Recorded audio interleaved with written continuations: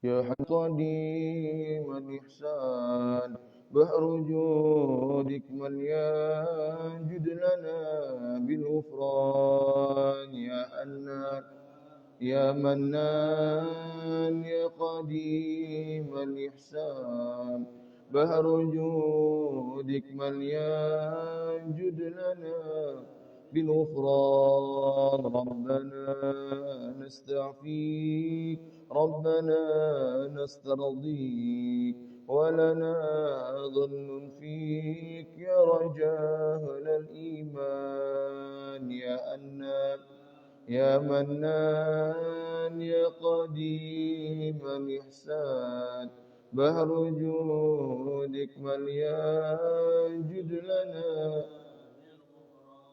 لا تخيب راجي تحت بابك لاجي لم يزال في الداجي قائلا يا حدنان يا حنان يا منان يا قديم الإحسان بحر جودك مليان جد لنا بالنبي الأمي وخديجة أمي والبتول الختمي سيدات النسوان يا حنان يا منان يا قديم الإحسان بحر جودك مليان جد لنا بالصلاة الدائم على النبي بن هاشم عد من هو قائم بالعبادة سهران يا منان يا قديم الإحسان بحر جودك مليان جد لنا بالغفران. السلام عليكم ورحمة الله وبركاته. بسم الله ما شاء الله لا يسوق الخير إلا الله. بسم الله ما شاء الله لا يصرف السوء إلا الله. بسم الله ما شاء الله ما كان من نعمة فمن الله. بسم الله ما شاء الله لا حول ولا قوة إلا بالله. الحمد لله رب العالمين وبه نستعين على أمور الدنيا والدين والصلاة والسلام على أشرف الأنبياء والمرسلين سيدنا مولانا محمد وعلى آله وصحبه أجمعين. سبحانك لا علم لنا إلا ما علمتنا إنك أنت العليم الحكيم وتب علينا إنك أنت التواب الرحيم واهدنا ووفقنا إلى طريق المستقيم ولا حول ولا قوة إلا بالله العلي العظيم. رب اشرح لي صدري ويسر لي أمري واحلل عقدة من لساني يفقهوا قولي وسدد لساني واهدي قلبي بحق سيدنا مولانا محمد صلى الله عليه وسلم وصحبه والآل. اللهم افتح بيننا وبين قومنا بالحق وأنت خير الفاتحين آمين يا رب العالمين. Hadirin wal hadirat, Bapak Ibu jamaah sekalian yang dirahmati Allah Subhanahu wa taala.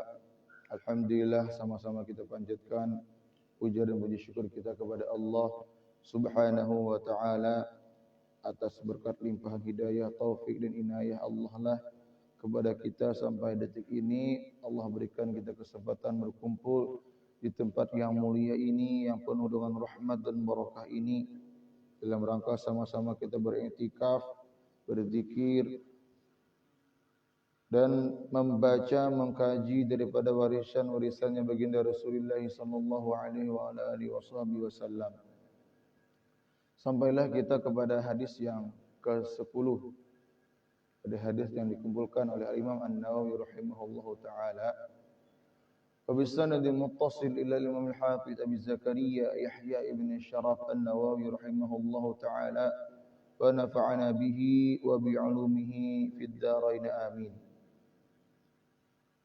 An Abi Hurairah radhiyallahu taala anhu qala qala Rasulullah sallallahu alaihi wa alihi wasallam inna Allah ta'ala tayyibun la yaqbalu illa tayyiban wa inna Allah ta'ala amara al-mu'minina bima amara bihil mursalin Faqala ta'ala ya ayyuhar rusulu kulu min ya ayyuhar rusulu kulu minat tayyibati wa'malu salihan.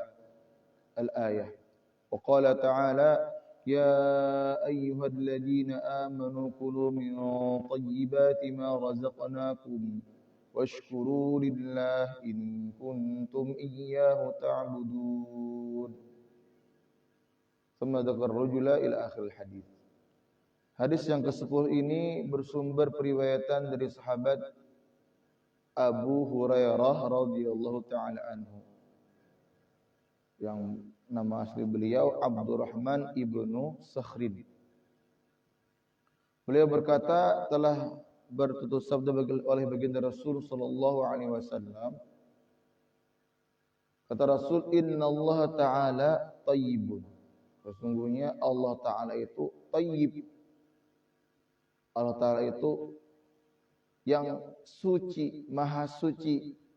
Tayyib ay at-tahir. Muqaddasun munazzahun 'anil naqaisi wal 'uyubi kulliha. Artinya Allah Ta'ala itu terbebas, bersih dari segala kekurangan dan keaiban dan ketercelaan. Artinya Allah Ta'ala itu kadang mungkin memperbuat sesuatu yang tercela, zalim, kadang mungkin wa mallahu bidzalimin lil 'abid. Allah kadang pernah berbuat zalim bahkan sedikit pun juga, bahkan sekecil zarah pun kadang pernah. Maka kita harus berkeyakinan, beriktikad di hati kita, wa kullu fi'lik jamil. Semua perbuatan Allah itu bagus semuanya, baik semuanya. Nah, bila mana kita beriktikad seperti itu, artinya kita betul-betul telah mensucikan Allah dari segala kekurangan dan ketercelaan. Jamaah yang dirahmati Allah Subhanahu wa taala. Kemudian berikutnya kata Rasul apa? La yaqbalu illa thayyiban. Dan Allah juga tidak menerima kecuali yang suci, yang bersih. Karena Allah tadi itu maha bersih, maha suci. Allah pun kadang menerima kecuali yang bersih-bersih, yang suci-suci. Dari apa? Dari amal ibadah kita.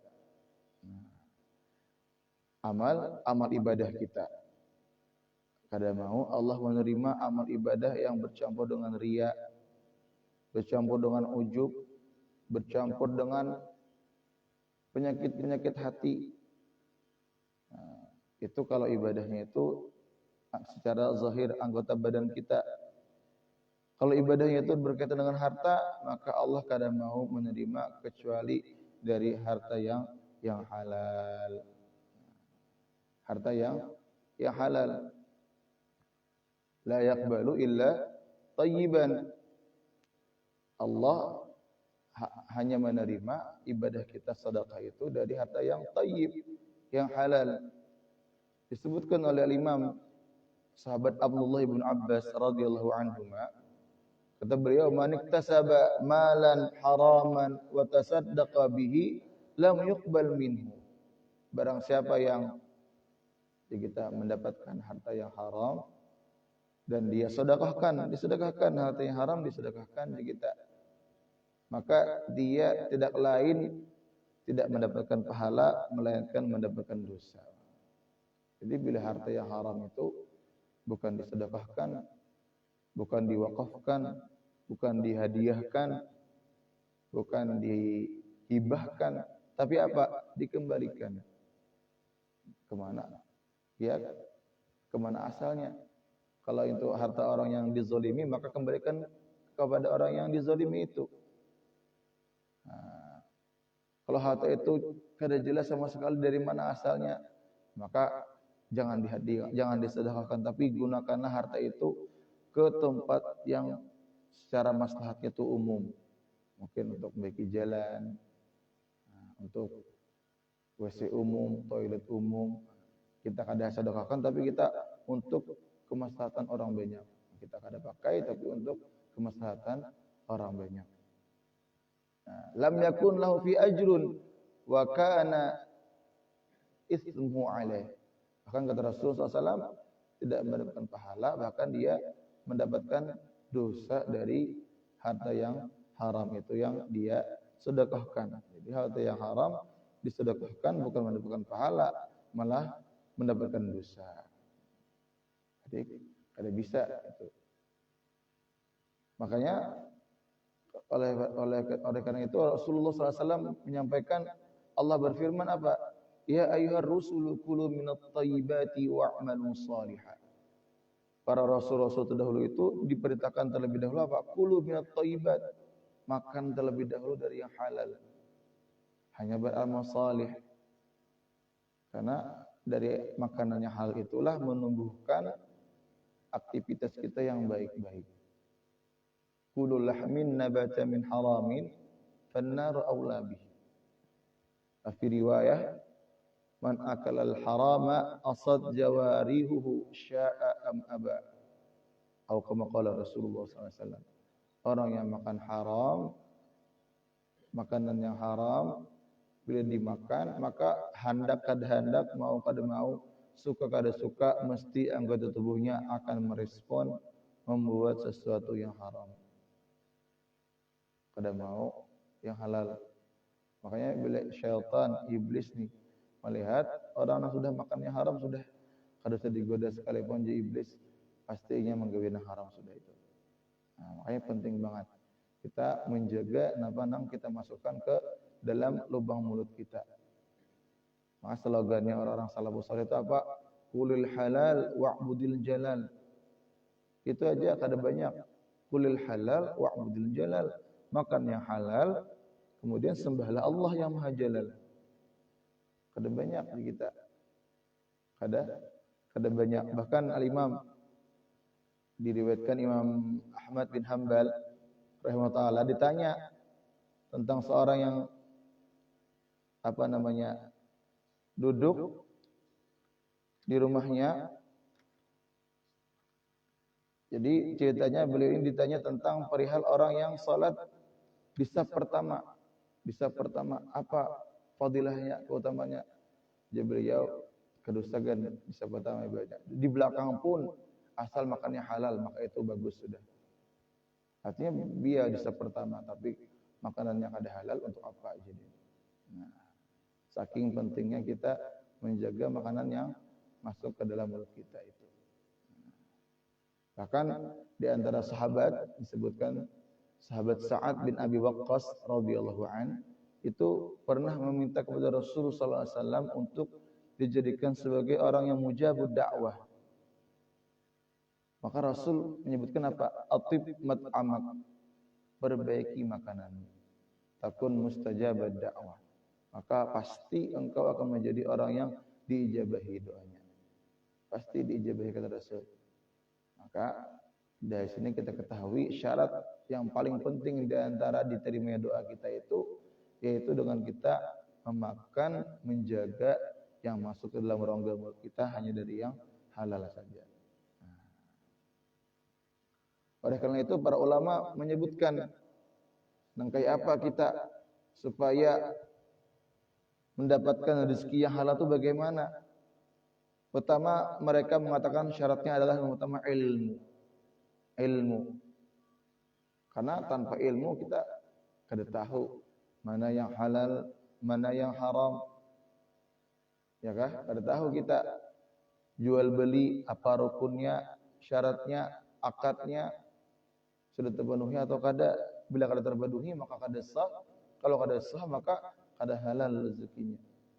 Nah, jadi yang pertama untuk kita mendapatkan rezeki yang halal itu pertama kita butuhkan itu ilmu. Yang kedua apa? Al-ihtiyatu bil kasbi, berhati-hati dalam usaha kita. Kita tahu ilmunya sudah, oh ini halal, oh ini haram. Kada cukup hanya tahu tapi juga kita harus al-ihtiyat. Berhati-hati kita. Oh kira-kira ini kada pacang untung kecuali kita menipu orang, maka tinggalkan. Oh ini kita kada mungkin bila kada Suap sini, suap itu, ada mau untung kita tinggalkan berarti. Maka harus ada sikap al-ihtiyat tadi, kehati-hatian. Kalau kadang itu, kadang kita menjadikan rezeki yang halal itu. Karena dalam mazhab kita Ahlus Sunnah wal Jamaah itu memang rezeki itu terbagi dua tadi. Rezeki yang halal bisa juga rezeki yang haram. Maka kalau rezeki yang haram itu hakikatnya bukan nikmah tapi niqamah, siksaan untuk kita. Maka dalam doa-doa kita tuh kita minta rezeki yang halal yang barokah juga. Makanya syarat yang ketiga apa? Ad-du'a ilallah an yarzuqahu al-halal. Supaya Allah memberikan kita rezeki yang halal. Sudah tahu ilmunya kita belajar mana yang halal, mana yang haram. Kemudian kita sudah hati-hati juga ihtiyat tadi, menjauhi yang kira-kira pacang terjerumus kepada yang haram kita jauhi. Kemudian kita minta, ini yang paling penting juga, minta tanpa bantuan Allah ada mampu kita. Minta kepada Allah supaya diberikan rezeki itu kecuali hanya dari jalan yang halal, yang barakah, yang banyak juga. Dan dijauhkan dari rezeki yang haram walaupun sedikit. Kita minta rezeki yang halal, yang barakah walaupun banyak. Jadi sangat penting. Kemudian Rasul menyebutkan apa? Tsumma dzakar rajula yutilu safar ash'atha aghbara yamuddu yadayhi ila sama. Rasul menyebutkan laki-laki yang sedang yutilu safar. Kita sedang bepergian jauh. Sedang bepergian jauh. Kemudian si laki-laki ini ash'atha aghbara yamuddu yadayhi ila sama. Kita tampilannya ini kusut, ya kan? Saking lawasnya sudah kita bepergian musafir ini. Musafir. Padahal musafir ini disebutkan dalam riwayat Rasul SAW apa? 3 orang yang salasu da'watin mustajabat la syakka fihin. 3 orang yang doanya ini diijabah tanpa ada keraguan. Siapa itu? Yang pertama, da'watul mazlum. Doa orang yang terzalimi. Itu mustajab tanpa diragukan lagi. Yang kedua, wa da'watul musafir. Doanya seorang musafir. Musafir ini hebat juga doanya Nabi. Yang ketiga apa? Da'watul walid li waladihi. Doanya seorang kuitan untuk anaknya. Ini penting. 3 ini disebutkan oleh baginda Rasulullah SAW merupakan 3 doa yang akan Allah ijabahi tanpa ada keraguan. Tapi hadis ini kenapa? Tadi sekali lagi, walaupun ini seorang musafir bepergian, tampilannya ini lusuh sudah, lawas kita bepergian jauh sudah, tapi apa? Sambil dia mengangkat tangannya pulang, ya muddu yadayhi ila sama, sambil mengatakan ya Rabb, ya Rabb. Tapi wa mat'amuhu haram, wa mashrabuhu haram, wa malbasu haram, wa ghudhiya bil haram, fa anna yustajabulah. Tapi makanannya itu dari yang haram, yang dimasukkan ke dalam perutnya yang haram. Ya Allah, wa mashrabu haram, minumannya pun haram juga. Wa malbasu haram, dan pakaiannya pun haram juga. Dan wa ghudhiya bil haram, dia dipenuhi dirinya itu dengan yang haram, baik isi perutnya dan lain-lainnya. Fa anna yustajabulah, maka bagaimana mungkin yang seperti ini dapat Allah ijabahi, padahal dia seorang musafir ini. Padahal Nabi tadi la syakka fihin, doanya ini kadang mungkin dilakukan lagi diijabahnya. Tapi kalau sekali lagi tubuhnya itu dipenuhi yang haram, maka kadang mau ini diterima oleh Allah. Penting banget kita menjaga hal-hal yang kita masukkan ke dalam rongga mulut kita, yang kita pakai, yang kita nafkahkan kepada keluarga kita. Sekali lagi kita minta kepada Allah, mudah-mudahan Allah berikan kita rezeki yang halal, yang barakah, yang banyak berlimpah, yang menjadikan nikmah kebahagiaan dunia dan keselamatan akhirat bagi kita dan keluarga kita dan keturunan kita. Amin amin ya rabbal alamin. Dan dari hadis ini kata para ulama disebutkan tadi yamuddu yadahi ila sama. Si laki-laki ini mengangkat tangannya ke ke arah langit sambil qailan, sambil mengatakan ya Rabb, ya Rabb, ya Rabb.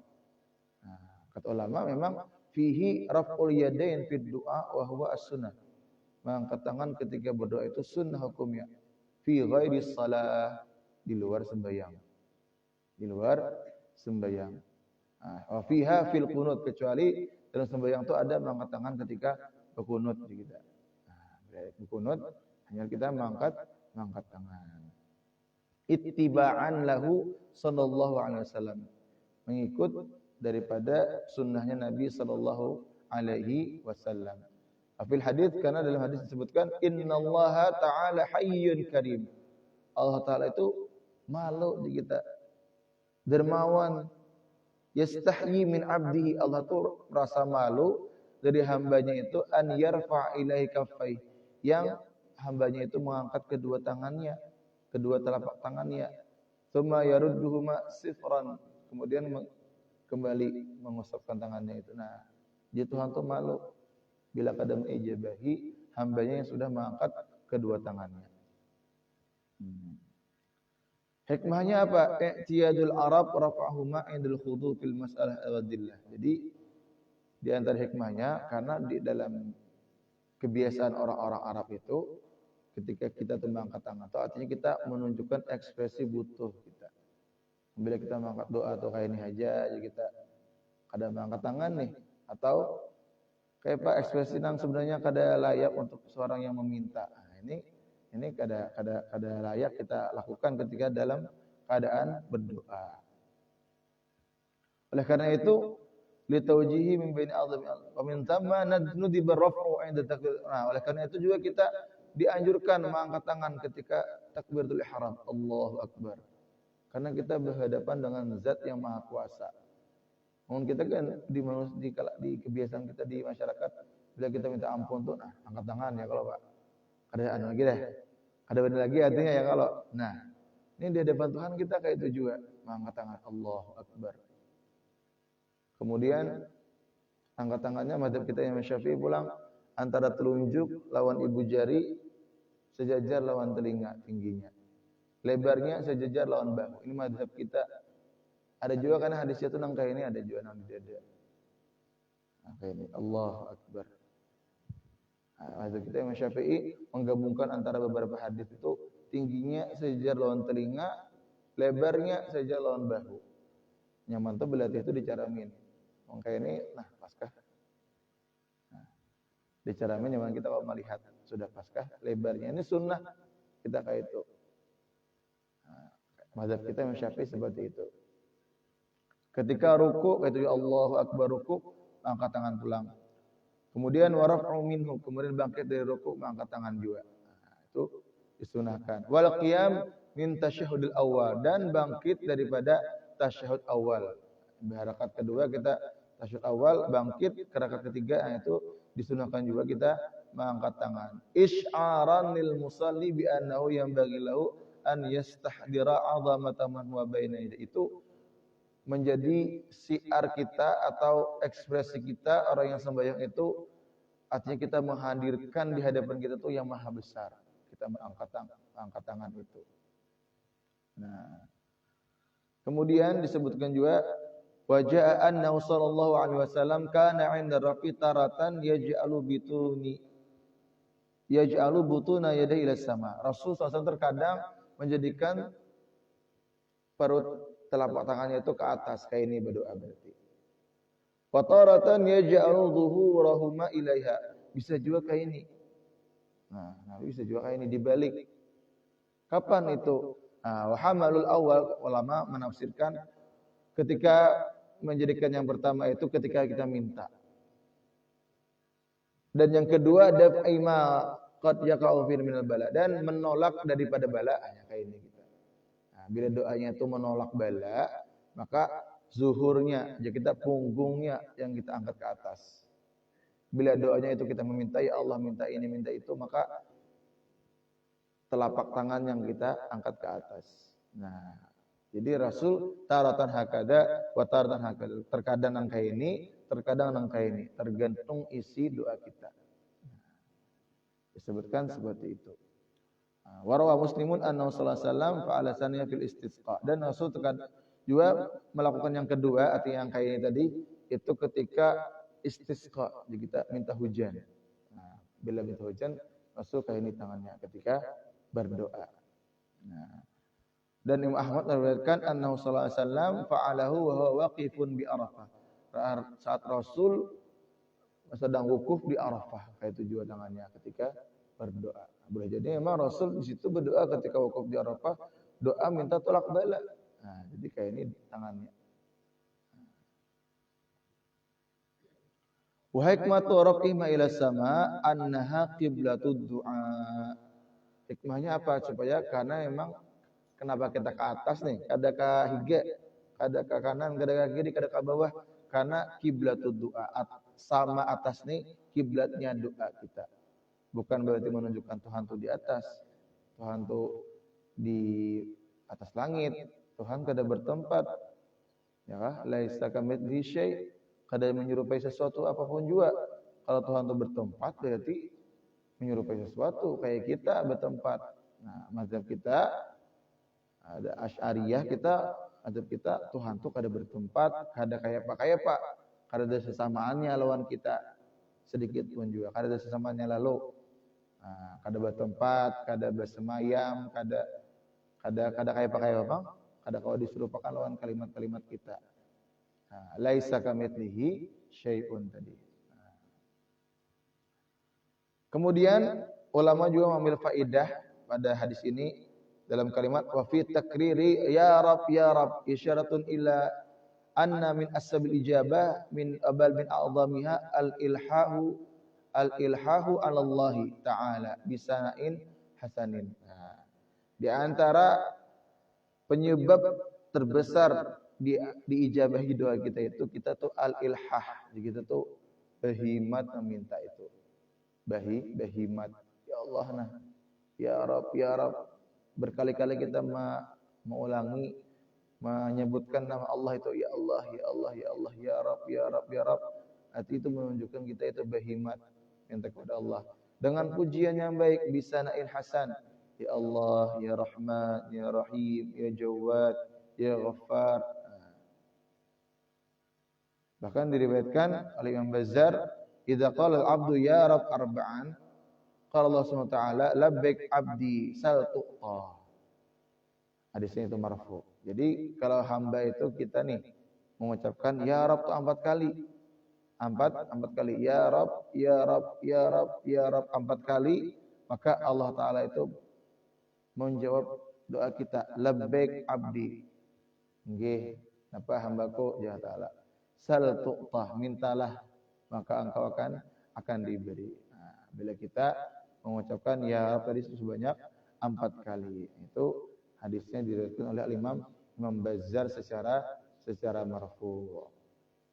Nah, jadi dalam kesimpulannya hadis ini, maka kita itu sangat-sangat diperintahkan untuk mencari harta-harta yang halal, yang bila kita makan, bila kita berikan, bila kita sedekahkan, maka akan mendapatkan pahala dan ganjaran dari Allah Subhanahu wa taala.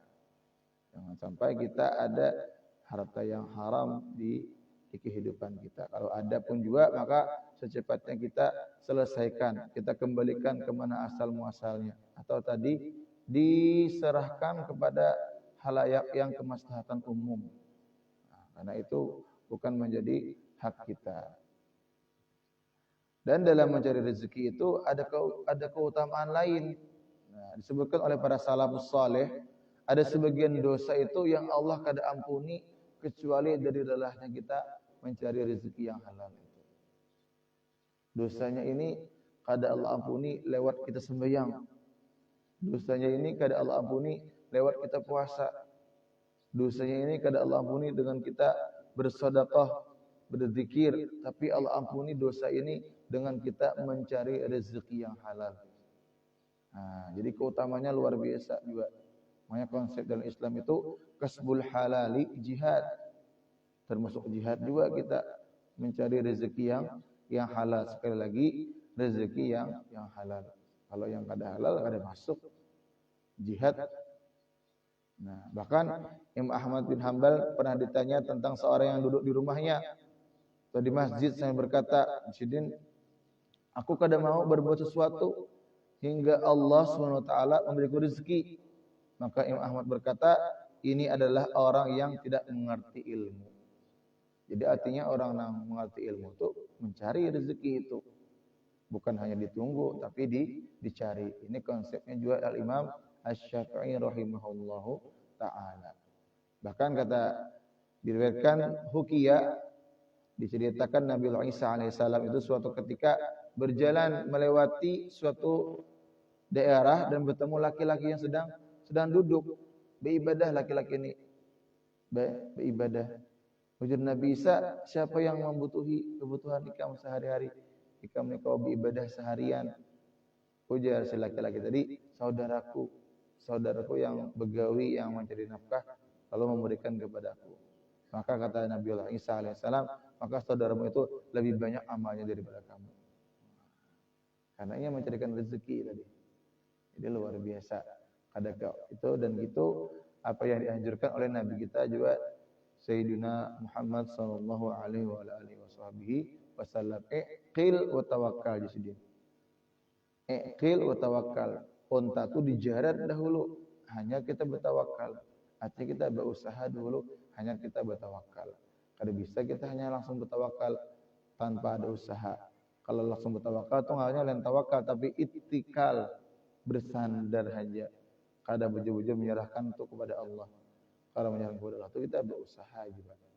Nah, jadi memang ada keutamaan kita dalam mencari rezeki yang halal itu, dan itu menjadi kewajiban untuk kita sabar taat, baik laki-laki atau perempuan. Namanya perempuan itu memang jatuh kewajibannya ketika sudah dia berkeluarga, maka itu menjadi kewajiban sang suami. Kiranya ini saja yang perlu sampaikan. Masalah khilaf mohon maaf. Mudah-mudahan ada manfaatnya barokah dunia akhirat. Mudah-mudahan bertambah ilmu yang sedikit ini bertambah juga nilai-nilai keimanan, ketakwaan kita kepada Allah Subhanahu wa taala, dan bertambahnya iman takwa kita kepada Allah. Mudah-mudahan Allah golongkan kita menjadi orang-orang yang selamat dunia, selamat akhirat, bahagia dunia, bahagia akhirat, sukses dunia, sukses akhirat. Amin amin ya rabbal alamin. Sallallahu alaihi wasallam Muhammadin nabiyil ummi wa alihi washabbihi wasallam. Walhamdulillahi rabbil alamin. Adzalika niyyah wa likulli niyatin salihah. Sirrin nabi alin nabi sirri asrar suratil Fatihah. Bismillahirrahmanirrahim. Alhamdulillahirabbil alamin. Arrahmanirrahim. Maliki yaumiddin. Iyyaka na'budu wa iyyaka nasta'in.